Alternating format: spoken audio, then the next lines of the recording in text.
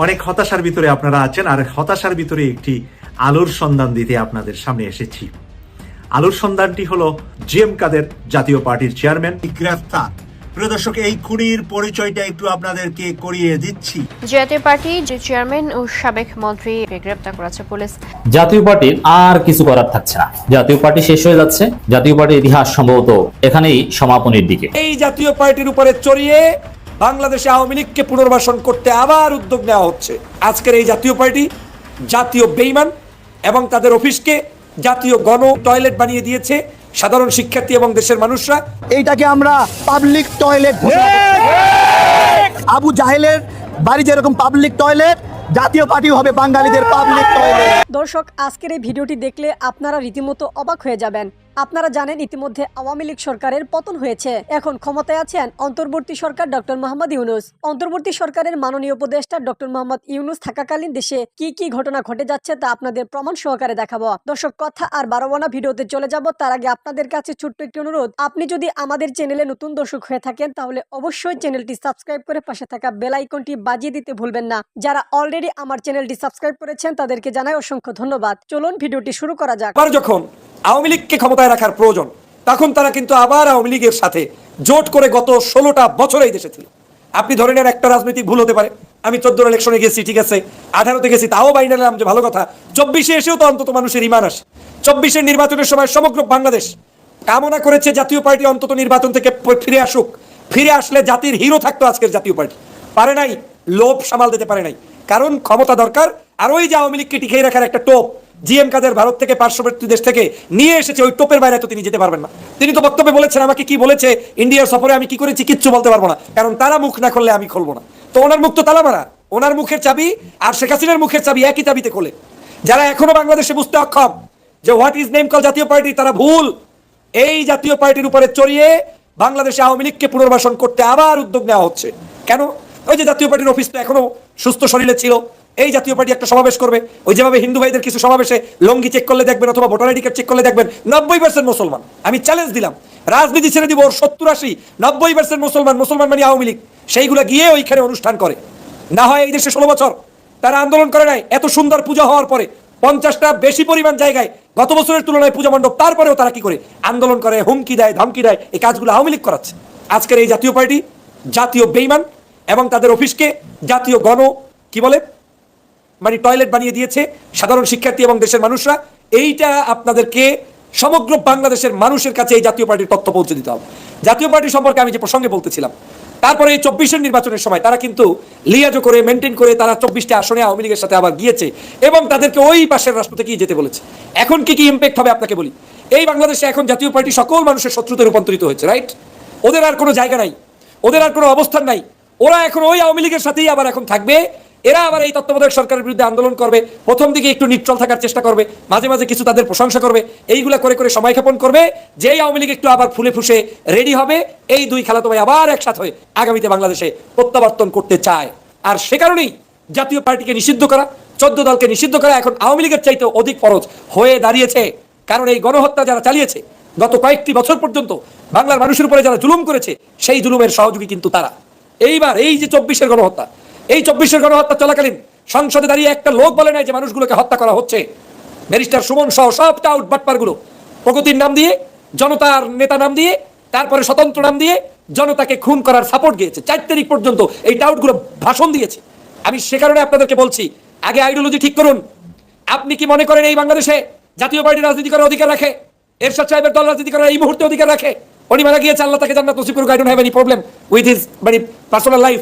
আমি শুধু বলতে চাই, এই পার্টি এই মুহূর্তে যা করছে সেটা দেশের ক্ষতির জন্য করছে। কি করে এই সরকারের আমলে তারা মিছিল করার সাহস করে, তারা আজকে রংপুরে যেই ছাত্ররা জীবন দিয়েছে তাদেরকে নিষিদ্ধ ঘোষণা করে, তারপরে আবার আগামী 2 তারিখে সমাবেশ করার সাহস কোত্থেকে পায় বলেন? আওয়ামী লীগের প্রত্যেকটি নেতাকর্মী পালিয়েছে, কিন্তু তারা ড্রেস চেঞ্জ করে এই জাতীয় পার্টির মধ্যে ঢুকে তারা আবার আপনার সামনে উপস্থিত হওয়ার সম্ভাবনা রয়েছে। শুধু সম্ভাবনাই নয়, আজকে একটু আগে আমি ফেসবুকে বলে টকশোতে বলেছি, লাইভে বলেছি, আপনারা সেখান থেকে দেখে নেবেন কত বড় সাহস। ঢাকা বিশ্ববিদ্যালয়ের মেধাবী ছাত্রের হাত ভেঙে দিয়েছে আজকে এই জাতীয় পার্টির আওয়ামী লীগ হতাশা লীগের লোকেরা। তারপরেও আপনি কামনা করেন যে জাতীয় পার্টির অফিসটা সুন্দর থাকবে। এর জয় বাংলা হওয়া উচিত ছিল 5 তারিখ। 5 তারিখে সমগ্র বাংলাদেশের 14 দল এবং জাতীয় পার্টির যারাই এল স্পন্সর জাতীয় পার্টি, এই শেখ হাসিনার আতাল বাতাল সবগুলোকে একবারে যা করা উচিত ছিল ওই সময় এখন আপনাদেরকে করলে হয়তো অনেকে মনে করেন যে এখন এগুলো লাগবে কি আরে লাগবে কিসে মানে কি? আপনাদের এইটা তো সবার আগে করতে হবে। যুদ্ধ তো এখনো শেষ হয় নাই। যুদ্ধ মাত্র 5 তারিখে আপনি একটু রেস্টে গিয়েছেন, শেখ হাসিনাকে মাত্র বিদায় দিয়েছেন। এখন পর্যন্ত বাংলাদেশ থেকে এই জাতীয় পার্টি 14 দল এবং ওদের সকল দোসরগুলো বিদায় না নেওয়া পর্যন্ত, আওয়ামী লীগ, ছাত্রলীগের, হতাশা লীগের এই মানুষগুলোকে আপনি চূড়ান্তভাবে বিচার সম্পন্ন না করা পর্যন্ত যুদ্ধ শেষ হয়। প্রথমে আমরা শাহাবুদ্দিন চুপুকে নিয়ে কথাটা বলতে চাই। আমি বিএনপির চেয়ারপারসন বেগম খালেদা জিয়ার প্রেস সচিব মারুফ কামালের একটা স্ট্যাটাস দেখছিলাম। তিনি তার স্ট্যাটাসে বুঝিয়ে দিয়েছেন তার দলের মধ্যে বিশ্বাসঘাতক ঢুকে পড়েছে। তিনি বলেছেন আওয়ামী লীগ আমাদের কখনো ক্ষমা করেনি, এবং তিনি আশঙ্কা করে বলেছেন যে আওয়ামী লীগ তার দলের ভেতরে হয়তো বসে গেছেন। এই জন্য তিনি বলেছেন যে কেন আমরা 16 বছরে পরাজিত হয়েছি, কেন আমরা 16 বছরে এই সরকারকে বাধ্য করতে পারিনি, কেন এই 16 বছরে শুধু বিএনপির পরাজয়।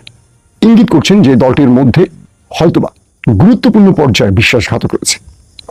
বিশ্বাসঘাতক খোঁজার দায়িত্ব আমাদের না, সেটা খুঁজবেন দলের নীতি নির্ধারকরা বা দলের যারা প্রধান ব্যক্তি তারা।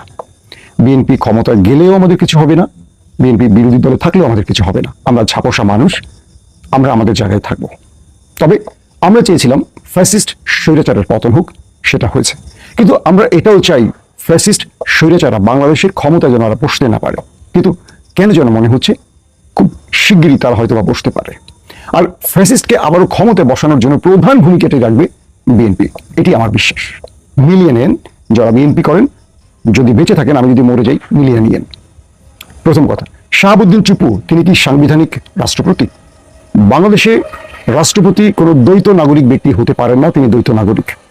শাহাবুদ্দিন চুপু তার জীবনে এত এত কারাপশনের অভিযোগ আছে যেটা রাষ্ট্রের সর্বোচ্চ সাংবিধানিক পদের ব্যক্তি থাকতে পারে না। সারা জীবন তার বিরুদ্ধে কারাপশনের, দুর্নীতির অভিযোগ রয়েছে, প্রচুর অবৈধ অনৈতিক কাজ তিনি করেছেন। তাকে নিয়ে আর ডিটেলস বলবো না, এগুলো নিয়ে হিউজ সাংবাদিকরা কথা বলছেন, খবরপত্রে, ব্লগিং এ দেখছেন। শাহাবুদ্দিন চুপু যদি দ্বৈত নাগরিক হয়ে, যেটা আমাদের সংবিধানে নিষিদ্ধ যে কোনো দ্বৈত নাগরিক সংসদ সদস্য, প্রেসিডেন্ট দূরের কথা, সংসদ সদস্য হতে পারবেন না, তাহলে শাহাবুদ্দিন চুপু কিভাবে সাংবিধানিক প্রেসিডেন্ট? আমি বিএনপির মহাসচিব মির্জা ফখরুল ইসলাম সহ যারা তাকে মনে করছেন যে তাকে থাকা উচিত প্রেসিডেন্ট পদে, তাদের কাছে ব্যাখ্যা চাইব কেন তাকে তারা প্রেসিডেন্ট পদে থাকতে বলছেন বা রাখতে চাইছেন। আমি যদি পাল্টা প্রশ্ন ছুড়ে দেই যে বিএনপির একদম মূল পর্যায়ে হাসিনার লেসমেসাররা বসে আছে, এটা কি মিথ্যে হবে? এখন প্রশ্ন করবেন ভাই আপনি কে অমুককে হাসিনাপন্থী বা আওয়ামী লীগের এজেন্ট বলার? আমি কেউ না। প্রশ্ন করতেই পারি, আপনিও পারেন, আমিও পারি। আমার কাছে যখন কাউকে অবিশ্বাস লাগবে তখন আমি তাকে প্রশ্ন করব। 2 নম্বর বিষয়, বৈষম্য বিরোধী ছাত্র আন্দোলনের অন্যতম সমন্বয়ক হাসনাত আব্দুল্লাহ বলেছেন যে বড় দলগুলোর আন্তরিকতার অভাবে, তাদের সহযোগিতার অভাবে অনেক বড় বড় সমস্যা দূর করা যাচ্ছে না। তার মধ্যে প্রেসিডেন্টকে সরানোর বিষয়টি এসছে। যে হাসনাত আব্দুল্লাহরা এই রাষ্ট্রকে ফ্যাসিস্ট মুক্ত করেছে, আজকে তাদেরকে আফসোস করতে হচ্ছে, অসহায় মনে হচ্ছে।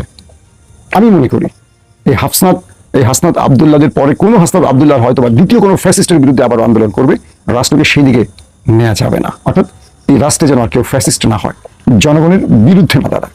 দর্শক, শাহাবুদ্দিন চুপুকে নিয়ে আমরা দেখছি যারা একসময় বিএনপির পক্ষে কথা বলেছেন, বিএনপির জন্য গলা ফাটিয়েছেন, বিএনপির জন্য দেশ ছাড়া হয়েছেন, তারা আজ বিএনপির সমালোচনা করতে বাধ্য হচ্ছেন। বিএনপি কেন মানুষের পালস বুঝতে পারছে না? একটা ছোট উদাহরণ দিয়ে বলি। ইমরান খান 18তে ক্ষমতায় বসছিলেন, তার আগে পিপলস পার্টি নওয়াজ শরীফরা খুব সমালোচনা করছিল যে ইমরান খান তিনি 2টা আসন পায় কিনা সন্দেহ। কিন্তু ইমরান খান পাকিস্তানের প্রধানমন্ত্রী হয়েছিলেন নির্বাচিত। এরপর সেনাবাহিনী ইমরানের ক্ষমতাচ্যুত করার পর সেনাবাহিনী বলছিল যে ইমরানকে ছুঁড়ে ফেলে দেবেন। কিন্তু কি দেখা গেল 24শে ফেব্রুয়ারির 8 তারিখের নির্বাচনে ইমরান খান এককভাবে 225টি আসন পেয়েছিলেন। পরবর্তী তাকে 110-20টা দিয়ে বাকিগুলো বাতিল করা হয়। কেন এই কথাটা বললাম? ইমরান খান একটা জিনিস বলে গেছেন যে 24-এর জনগণ বা 24-এর যুবকরা বৃদ্ধদের চোখে পৃথিবী দেখে না। বিএনপি গত 3টা নির্বাচনে সেভাবে অংশ নেয়নি বা কোনো সঠিক নির্বাচন হয়নি। বিএনপি বুঝতে পারছে না যে আসলে আমাদের যুবকরা আওয়ামী লীগকে চায় না, বিএনপিকে চায় নাকি জামাতকে চায় নাকি জাতীয় পার্টি চায় নাকি থার্ড কাউকে চায়। একটা ভোট শুরু হলে, একটা ভোট হলে বিএনপি বুঝতে পারবে তার জনপ্রিয়তা কোন লেভেলে রয়েছে। এখন বাংলাদেশের পার্সপেক্টিভে আমরা যে বিষয়গুলো দেখি যে অমুক দলটা জিততে পারে, তখন দেখা যায় সবাই হুড়মুড় করে ভোট দেয়। কিন্তু আপনি কি জানেন এই ছাত্র আন্দোলন শুরু হওয়ার সময় বিএনপির বড় বড় নেতাদের ছেলেরা তারা বাবাদের বিরুদ্ধে গিয়ে দাঁড়িয়েছে, বিএনপির বিরুদ্ধে গিয়ে দাঁড়িয়েছে, ছাত্ররা তাদের বাবার বিরুদ্ধে আন্দোলনে চলে গেছে। এরকম বহু ঘটনা আছে। আমি আপনাদের একটা কথা বলে দিচ্ছি, আজকে 24-এর যুবকরা বাবাদের চোখে বিএনপি আওয়ামী লীগকে দেখে না, মূল্যায়ন করে না, নিজেরা যেটা বোঝে সেটা দেখে, সেটা বোঝে। এখন আপনি বলবেন আগামীতে বিএনপি ক্ষমতায় আসবে, এখন বিএনপির তোষামত করতে হবে না ভাই, আমি তোষামত করতে পারবো না। আওয়ামী লীগের সমালোচনা করেছি, আমি বিএনপি করতে হবে যদি বিএনপি ভুল করে। বিএনপির চুপ্পুকে বসিয়ে রেখে অনেক বড় ভুল করতে পারে, এবং এই চুপ্পুকে দিয়েই বিএনপি সবচেয়ে বড় ভুল করতে পারে। আবারও আশঙ্কার কথা বলছি, কারণ চুপ্পু তার একটা খোঁচা দিয়ে পুরো অন্তর্বর্তীকালীন সরকারকে অবৈধ করে হাসিনাকে আবারও ক্ষমতা বসাতে পারে। দর্শক, সম্পূর্ণ ভিডিওটি দেখলেন, আশা করি বিষয়টি বুঝতে পেরেছেন। এই নিয়ে আপনার গুরুত্বপূর্ণ মন্তব্যটি অবশ্যই কমেন্ট বক্সে জানিয়ে দিবেন। ধন্যবাদ।